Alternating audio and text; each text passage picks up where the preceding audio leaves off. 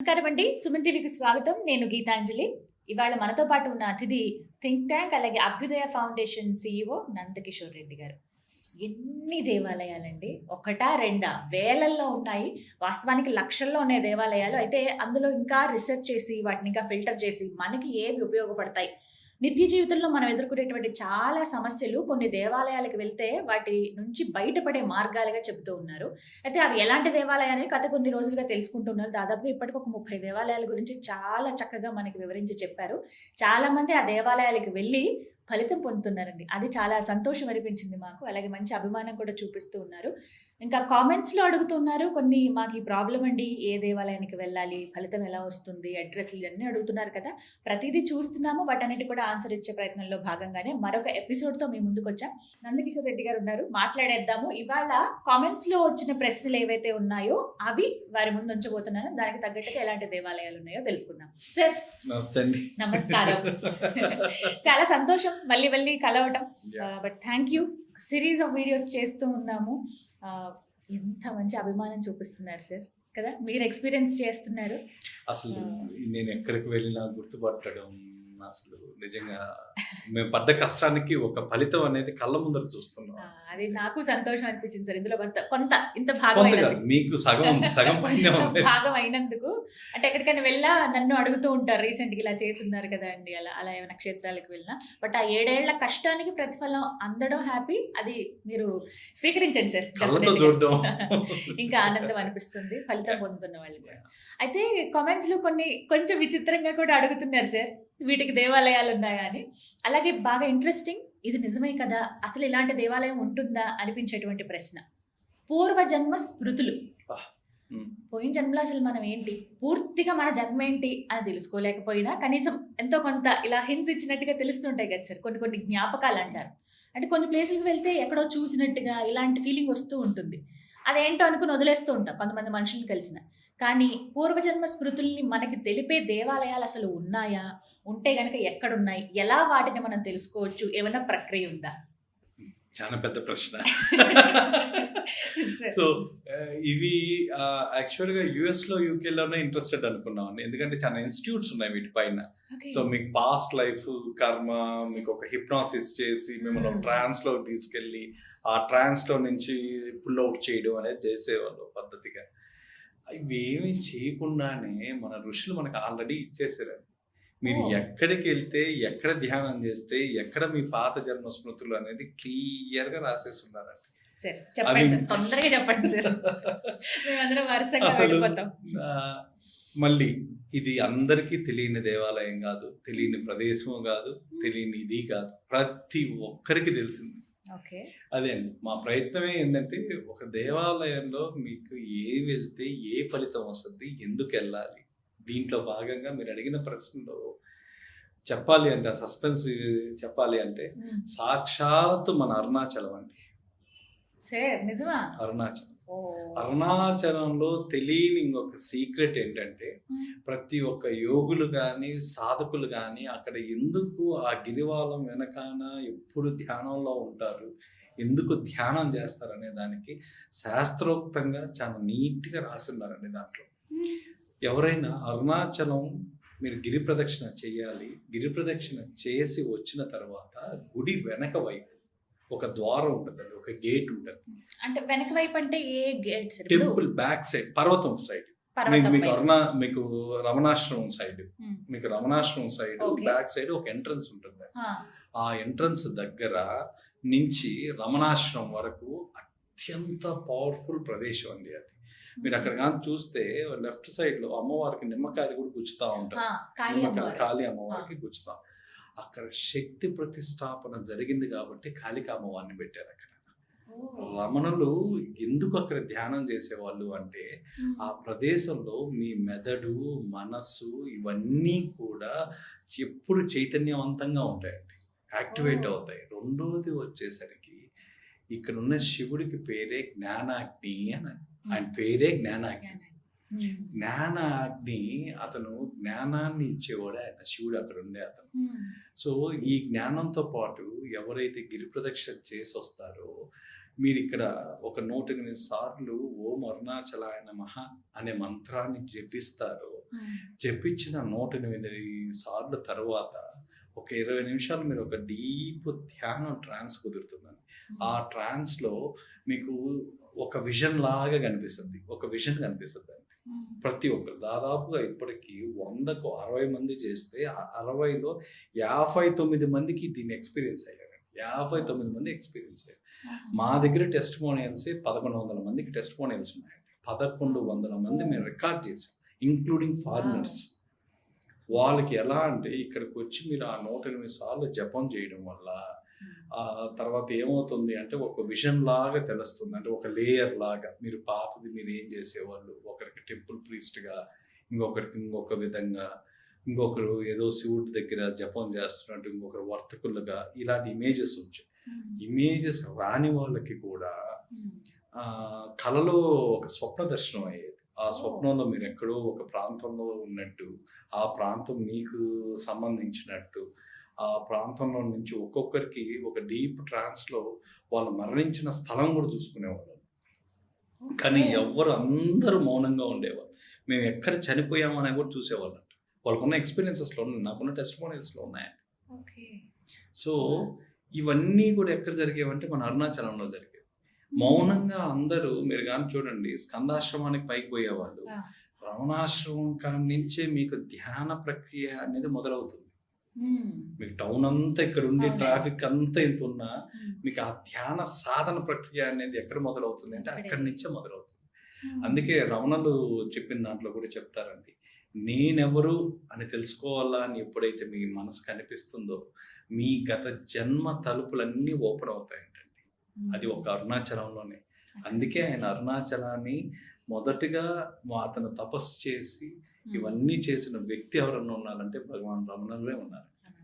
తన అసలు ఇది దేనికి పనికొస్తుంది, ఎలా పనికొస్తుంది, ఎందుకంటే ఇవన్నీ కూడా మన గత జన్మకు సంబంధించిన మెమరీస్ అన్నీ కూడా మన సబ్ కాన్షియస్ మైండ్లో రిజిస్టర్ అయి ఉంటాయండి. ఇవన్నీ అన్లాక్ చేసే ప్లేస్ ఏదన్నా ఉంది అంటే కేవలం ఇది అరుణాచలం. ఆ తర్వాత ఇంకొక గుడి కూడా అండి, చెప్పండి. సెకండ్ రెండో గుడి దగ్గరికి వచ్చేసరికి కుక్కీ సుబ్రహ్మణ్యేశ్వర స్వామి. ఈ కుక్కీలో సర్పక్షేత్రంలో ఏది కూడా అండి, మనం చేసిన పాత కర్మలన్నీ కూడా ఏమన్నా ఉన్నాయి అంటే ఆ పాత కర్మలన్నీ క్లీన్ చేసే ప్రదేశం ఏదన్నా ఉంది అంటే సర్పక్షేత్రం అయిన సుబ్రహ్మణ్య స్వామి, కుక్కీ సుబ్రహ్మణ్యం. దీనికి ప్రత్యేకంగా ఆశ్లేష బలి అని పూజ చేస్తారు. ఈ ఆశ్లేష బలి పూజ చేసేటప్పుడు మీరు చూడండి, మనకు కేవలం వాళ్ళు చేసే ప్రక్రియ మంత్రాలు అవి మాత్రమే కనిపిస్తుంటాయి. కానీ మీరు భక్తుల అనుభవం దగ్గరికి వచ్చేసరికి మీకు కొంతమందికి ఒక రకమైన ఇరిటేషను, కొంతమందికి ఒక డీప్ స్లీపు, ఇంకొద్ది మందికి ఎక్కడ లేని ఫ్లక్చువేషన్స్, ఇంకొంతమందికి అలా కళ్ళు మూసుకొని ఉంటే ఆ పొగకి ఏదో విజన్స్ కనిపించడం. ఇవన్నీ ఏంటంటే ఆ కర్మను క్లీన్లైజ్ చేస్తుంటాయి, మొత్తం క్లీన్ చేస్తుంటారు. ఆ ఆశ్లేష బలి పూజ అనేది నక్షత్ర శాంతి అంటారని కాదండి, కానీ మీ డిఎన్ఏలో ఉన్న మీ కర్మలో ఉన్న దాన్ని క్లీన్ చేయడానికి ఆశ్లేష బలి పూజ. పాస్ట్ కర్మను కట్ చేసే ప్లేస్ ఏదన్నా ఉంది అంటే అది ఆశ్లేష బలి పూజ. మనకి ఈ కుక్కీలో ఈ ఆశ్లేష బలి పూజ చేయడం వల్ల కూడా ఆ కర్మలో ఉన్న ఇవన్నీ డిఎన్ఏకి సంబంధించి మన పాత జన్మ కర్మకు సంబంధించి ఏదన్నా ఉన్నా కూడా ఇది క్లీన్ చేసేస్తుందండి. కాబట్టి ఈ రెండు చాలా ప్రసిద్ధ క్షేత్రాలు. తెలుస్తుందా సార్ అక్కడ కూడా మనకి మీకు సేమ్ మీకు అక్కడ పూజ చేసేటప్పుడు ఇన్స్టెంట్ గా తెలుసు. సో పూజ ఇది అయిపోయినాక కాదండి, పూజ జరిగేటప్పుడే మీకు ఆ 45 మినిట్స్ ఎంతో చేస్తారు ఒక్కొక్క బ్యాచ్ లో పూజ. ఆ 45 మినిట్స్ పూజలోనే మీరు ఎక్స్పీరియన్స్ అవుతారు. సో మనం ఆ ఇంటెన్షన్ తో వెళ్ళొచ్చా సార్? నేను బ్రహ్మాండంగా అసలు కొంతమంది సాధకులు వచ్చేదే దానికోసం వస్తారు, దాని ఎక్స్పీరియన్స్ కావాలా, ఎనర్జీని ఎక్స్పీరియన్స్ కావాలని వస్తారు. ఈ దృష్టితో పోతే మీకు ఖచ్చితంగా ఈ రెండు ప్రదేశాలు. ఇవి కాకుండా కూడా ఇంకొక సూర్య దేవాలయం ఉంది, మనం నెక్స్ట్ చెప్పుకుందాం, మంగళూరు దగ్గర. దాంట్లో కూడా మీకు ఈ గత జన్మకు సంబంధించినవన్నీ గుర్తుకొస్తాయండి. ఈ గుళ్ళు ఉన్నాయి వీటికి సంబంధించి. సో ఫస్ట్ ఇప్పుడు మన ఇవాళ ఎపిసోడ్ లో అయితే అరుణాచలం అందరు ఇప్పుడు వెళుతున్నారు, మిస్ చేసుకోకుండా ఇదొక్కటే ప్రత్యేకంగా. బట్ థ్యాంక్ యూ సార్, చాలా మంచి విషయం ఇది. అరుణాచలం అలాగే కుక్కీ సుబ్రహ్మణ్యం. ఈ రెండు కుక్కీ సుబ్రహ్మణ్యంలో మీరు చేసుకోవాల్సింది పూజ ఆశ్లేష బలి పూజ. ఈ ఆశ్లేష బలి పూజలోనే మీకు తెలుస్తుంది. అరుణాచలంలో అయితే ధ్యానం, అరుణాచలంలో అయితే మీకు ధ్యానం గిరి ప్రదక్షిణ చేసిన తర్వాత 108 సార్లు ఓం అరుణాచలాయ అన్న మంత్రాన్ని జపించిన తర్వాత మీకు ధ్యానంలో ఒక విజన్ లాగా కనిపిస్తుంది, లేదా రాత్రి కలలో కనిపిస్తుంది, లేకపోతే ఎగ్జాక్ట్గా 4 days తర్వాత మీకు ఒక స్పృహ వస్తుంది. అనుకోకుండా ఒక స్పృహ వస్తుంది. మీరు ఎక్కడో పనిలో ఉంటారు, మీ మైండ్ తగ్గని రిజిస్టర్ అవుతుంది, ఏదో జరిగినట్టు, నేను ఎక్కడో చూసినట్టున్నా, ఏదో జరిగినట్టున్నా, ఇలాంటి స్మృతులన్నీ తిరిగి రీకనెక్ట్ అయ్యే ప్లేస్ అరుణాచలం. ఇప్పుడు ఇక మేమందరం ఆ ప్రయత్నంలో ఉంటాము. ముఖ్యంగా ఇంకొక మాట కూడా మీరు మొన్న అన్నారు సార్, అంటే దేవాలయాలకు వెళ్తున్నారు ఇలా చెప్పగానే, కానీ కొంచెం మనం అక్కడ రూల్స్ అన్ని కూడా ఫాలో అవ్వాలి అన్నట్టు చెప్పారు. మనము ఒక దేవాలయంకి వెళ్తే మనకన్నా ముందర వాడు ఎవరు వెళ్ళినా మనం తోసుకోవడం నెట్టుకోవడం వద్దని. ఎందుకంటే మీకు నిజంగా అదృష్టం ఉంటే ఆ క్షేత్ర పాలకుడి పర్మిషన్ ఉంటేనే మీరు ఆ క్షేత్రంలో అడుగు పెడతారు. అడుగు పెట్టిన తర్వాత ఆ శక్తి కేంద్రంలో మీరు అడుగు పెట్టిన తర్వాత మీరు ఎన్ని గంటలు ఉండగలిగితే అంత అదృష్టం. మీరు ఇంకా వెనకాన మనుషులను ముందుకు నెట్టి మీరు ఆగండి. మీకు ఆ శక్తి ప్రసరణ అనేది మీకు తెలియకుండా మీ బాడీలో జరుగుతూ ఉంది. కాకపోతే మనం దాన్ని యాక్టివేట్ చేసుకోకపోవడం వల్ల మనకు స్పృహలోకి రావట్లేదు. అది అంతే. ఎప్పుడైతే ఆ స్పృహ ఉన్న వాళ్ళు ఎవరు కూడా చూడండి ఆ క్షేత్రాల్లో నుంచి తొందరగా రారు బయటకి. పొద్దున పోతే సాయంత్రం దాకా అక్కడే కూర్చుంటారు. ఎందుకు మీరు ఋషులు చూడండి, ఎవరన్నా చూడండి, ఎక్కువసేపు అక్కడే కూర్చుంటారు. సో ఈ శక్తి ప్రదేశాల్లో మనం ఎక్కడికి వెళ్ళినా ఈ పరిహార కాండలో చెప్పే ప్రతి దేవాలయం ఒక శక్తి క్షేత్రం. ఆ శక్తి ప్రసరణ విపరీతంగా ఉంటేనే దానికి ఆ కెపాసిటీ వస్తుంది. పరిహారం దోషాన్ని తీయగల కెపాసిటీ దేవాలయానికి ఎప్పుడు వస్తుందంటే ఆ శక్తి ఉండాలి. ఆ శక్తి ప్రదేశాల్లో మనం ఉండాలి. అప్పుడు ఆ శక్తి మన బాడీలోకి వస్తుంది. మనకు 5 నిమిషాల్లో అయిపోద్దా, 10 నిమిషాల్లో అయిపోద్దా, అరగంటలో అయిపోద్దా అంటే మీరు అసలు ఎందుకు వెళ్తుండట్టు. మీకు అసలు ఫుల్ ప్రసరణ జరగాలి. శక్తి ప్రసరణ అనేది 72,000 నాడులకి వెళ్ళాలండి. మీకేదో మీరు చూసే కళ్ళతోనో మీరు చూసే దీంతోనో కాదు. ఆ శక్తి మీరు ఏదైతే అక్కడ తీసుకుంటారో అది 72,000 నాడులకి వెళ్ళాలా. 108 ఎనర్జీ పాయింట్స్ యాక్టివేట్ కావాలా. ఇంత సిస్టమ్ మీ బాడీలో జరగాలంటే మీరు ఎంతసేపు ఉండాలండి? దాదాపుగా ఒక 4-5 అవర్స్ ఒక పూట పడుతుంది. ఒక పూట ఖచ్చితంగా ఉండాలి. ఖచ్చితంగా క్యూ లైన్ అంటే మీరు ఉండేది ప్రాంగణమే అది.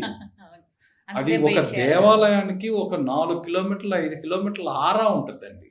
ఆ 4 కిలోమీటరు ఈ శక్తి ప్రసరణ అనేది భూమి లోపల గాలిలో జరుగుతూనే ఉంటాయి కంటిన్యూస్ గా.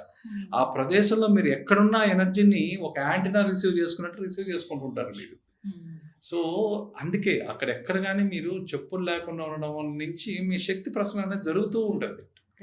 కాబట్టి మనం క్యూ లైన్ లో మనం దోసుకోబల్లే. నేను ముందు వెళ్ళాలన్న ఆరాటం మనకు అస్సలు అవసరం లేదు. నేను ఎక్కువసేపు ఉండాలని కోరుకోవాలి. దేవుణ్ణి మీరు అక్కడ ఏం కోరుకోవాలంటే, అయ్యా నాకు కొంచెం శక్తినిచ్చి ఓపికనిచ్చి నన్ను ఇంకొక 2 గంటల సేపు ఎక్కువ నీ శక్తి ప్రదేశంలో ఉండేదానికి అవకాశం ఇవ్వండి అని కోరుకోవాలి.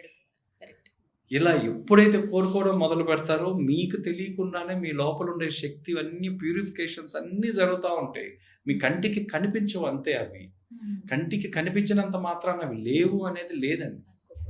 సో మీరు ఏదన్నా క్షేత్రానికి వెళ్ళినప్పుడు, ఏదన్నా దేవాలయానికి వెళ్ళినప్పుడు దేవుడికి దయచేసి చేతులెత్తి మొక్కండి, స్వామి నన్ను ఇక్కడ ఎక్కువసేపు పెట్టి ఈ క్షేత్రంలో నన్ను కనీసం నిద్ర చేసుకునే అవకాశం ఇవ్వు ఇక్కడ. ఎందుకంటే నాకు ఏదో పనుల వల్ల ఏదో పరిగెత్తడాలు ఎక్కడికో వెళ్ళడాలు కాకుండా ఈ క్షేత్రంలో నా ఎనర్జీ పూర్తిగా వచ్చిన తర్వాతే నేను ఈ క్షేత్రం నుంచి బయటికి వెళ్తాను అని. సో ఈ పర్సెప్షన్ చేంజ్ కావాలండి. ఎప్పుడైతే ఈ పర్సెప్షన్ చేంజ్ అవుతుందో, అంటే ఇది ఎప్పుడు చేంజ్ అవుతుంది అంటే మీలో ఉండేది శరీరం కాదు ఒక శక్తి కేంద్రం అని మీరు ఎప్పుడైతే ఫీల్ అవుతారో, మీ శక్తి కేంద్రాన్ని తీసుకుపోయి ప్లగ్ ఇన్ పాయింట్ చేస్తుంది. ఎట్లా మనం రోజు దేవాలయానికి పోవట్లేదు, కనీసం పోయినప్పుడన్నా ఒక్కసారి మనం పోయేది. ఆ సంవత్సరానికో నెలకో పోయినప్పుడన్నా ఎక్కువసేపు ఉండాలి కదండి. ఉంటే మీ బాడీ మీకు రీఛార్జ్ అవుద్ది, మీకు ఎక్కువ రోజులు వస్తుంది. చాలా మంచి సలహా సార్ ఇది. Thank you.